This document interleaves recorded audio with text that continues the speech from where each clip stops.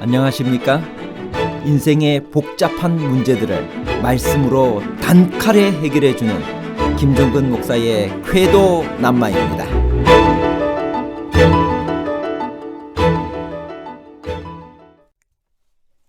아무리 화가 난다기로서니 어떻게 아들을 향해 욕설을 내뱉을 수 있을까요?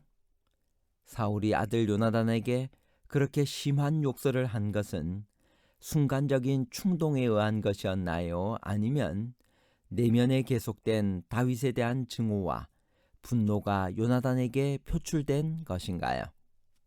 순간적인 충동과 잠재적 감정의 표출에 관한 복잡한 문제를 하나님 말씀의 가르침으로 명쾌하게 해결해 드리겠습니다. 아무리 화가 나기로서니 어떻게 사울은 아들 요나단에게 그렇게 심한 욕설을 할 수 있었을까요? 사무엘상 20장 30절에서 31절에 있는 말씀입니다.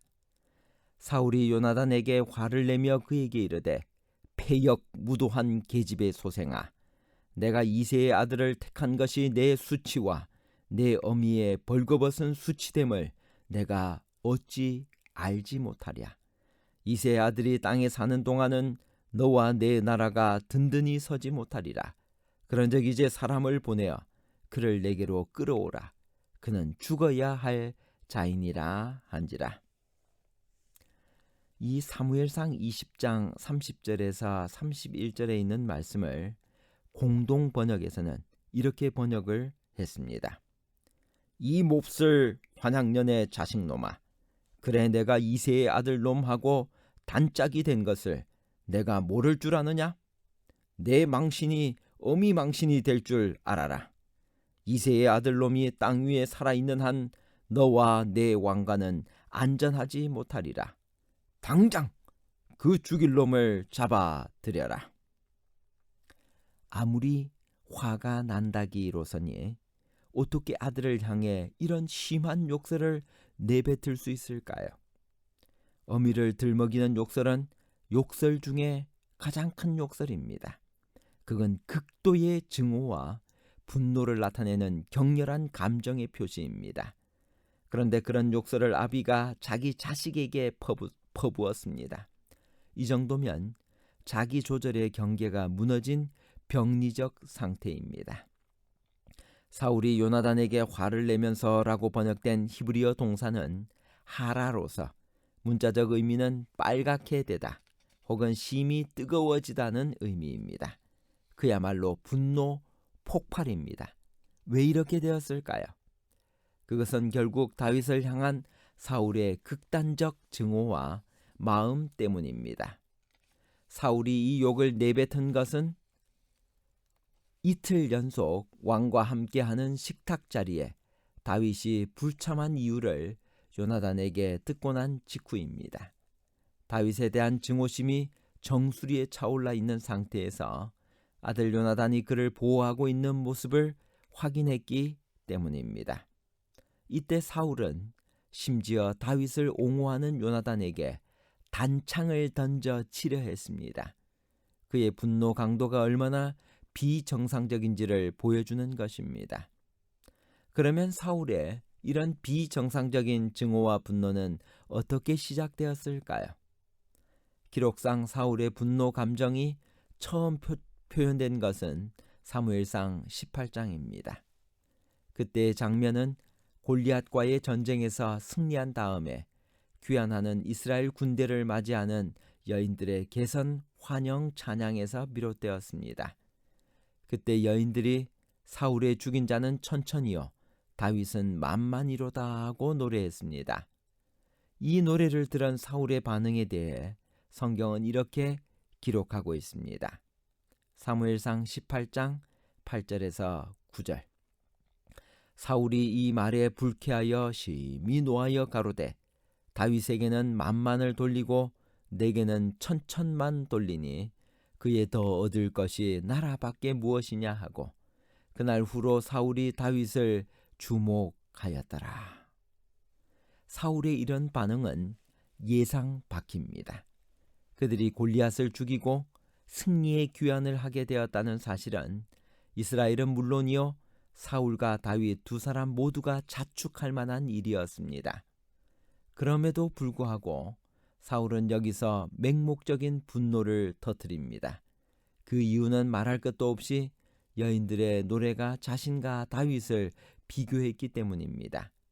이 비교의 노랫말을 듣는 순간 시기와 질투의 먹구름이 사울의 마음을 덮어버렸습니다. 분노가 치밀어 오른 사울에게 전승의 기쁨은 사라지고 더 이상 환영 프레이드도 눈에 들어오지 않았습니다. 그는 분노에 사로잡혀 그의 더 얻을 것이 나라밖에 무엇이냐는 말을 내뱉습니다. 사울 주위의 사람들 입장에서도 황당하게 느껴질 정도의 과민한 반응입니다. 그만큼 그 문제에 사로잡힌 사울의 내적 불안을 엿보게 합니다. 그가 이런 반응을 보인 것은 사무엘을 통해 그의 왕권이 다른 사람에게 넘어갈 것이라는 비관적인 예언을 이미 2번씩이나 들었기 때문일 것입니다. 블레셋과의 전투에서 사울이 사무엘을 기다리지 못하고 스스로 제사를 드렸을 때 그는 사무엘에게로부터 여호와께서 그 마음에 맞는 사람을 구하여 지도자를 삼을 것이라는 말을 들었습니다. 또 아말렉 사건 이후 야훼가 나라를 떼어 왕보다 나은 왕의 이웃에게 주신다는 말을 들었습니다. 그런 불안 심리가 다윗이 자신보다 더 나은 자로 묘사되는 노래를 듣는 순간 곧바로 질투와 분노의 감정으로 표출된 것입니다. 그날 후로 사울이 다윗을 주목하였더라는 내레이터의 진술은 사울의 질투와 분노가 내면화되어 향후 지속적으로 작동하였음을 함축적으로 전달합니다. 사람은 누구나 살아가면서 분노를 경험합니다. 또 분노에도 분명히 적응적 기능이 있습니다. 의를 향한 분노가 없는 사람을 마냥 좋은 사람이라고 할 수는 없습니다. 예수께서도 서기관과 바리새인들을 향해 뱀들아 독사의 자식들아 라고 하셨고 공생애 중 2번에 걸쳐 성전에서 매매하는 자들의 의자를 둘러 엎으셨습니다. 변형로 시인의 시 논계의 첫 구절처럼 거룩한 분노는 종교보다 깊다. 그러나 사울의 분노는 확실히 비정상적입니다. 예기치 않은 장면에서 상식을 넘어선 폭발적 강도로 표현됩니다. 화잇은 다윗을 향한 사울의 시기와 질투가 어떻게 증오와 분노로 성장하였는지 다음과 같이 부조화 선지자 645페이지에서 말씀하셨습니다. 왕의 마음에 질투심이 일어났다. 왕은 이스라엘 여인들의 노래에서 다윗이 자기보다 더 높임을 받은 까닭에 분노하였다.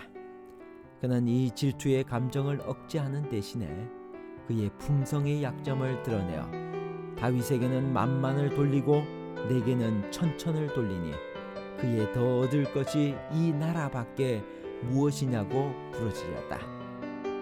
사울의 품성의 큰 결점은 칭찬받기를 좋아하는 것이었다.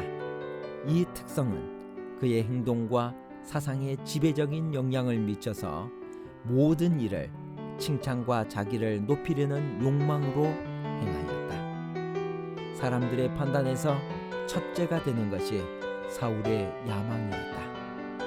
이 찬양의 노래를 듣고 있는 동안에 왕의 마음에는 다윗이 백성의 인심을 얻어 자기를 대신하여 왕위에 오를 것이라는 생각이 굳어져 갔다. 그리스도인의 우정에 관한 영적 교훈은 무엇일까요? 첫 번째, 피곤하고 지칠 때 찾아가서 위로를 받는 우정입니다. 두 번째, 이해관계를 떠난 우정입니다. 세 번째, 하나님을 믿는 믿음 위에 건설된 우정입니다. 결론입니다. 첫 번째, 월삭은 초승달이 뜨는 음력 초하루의 날을 말합니다. 이스라엘 백성들은 매달 초하루를 명절로 지켰습니다. 한 달 동안의 죄를 회개하고 하나님의 축복을 감사하는 날이었습니다. 매 월삭에는 나팔을 불고 성전에서는 번제와 화목제를 드렸습니다. 둘째, 그리스도인의 우정은 하나님을 믿는 믿음 위에 건설된 우정입니다. 셋째, 사울이 아들 요나단에게 그렇게 심한 욕설을 한 것은 순간적인 충동에 의한 것이 아니라 내면에 계속된 다윗에 대한 증오와 분노가 요나단에게 표출된 것입니다. 감사합니다.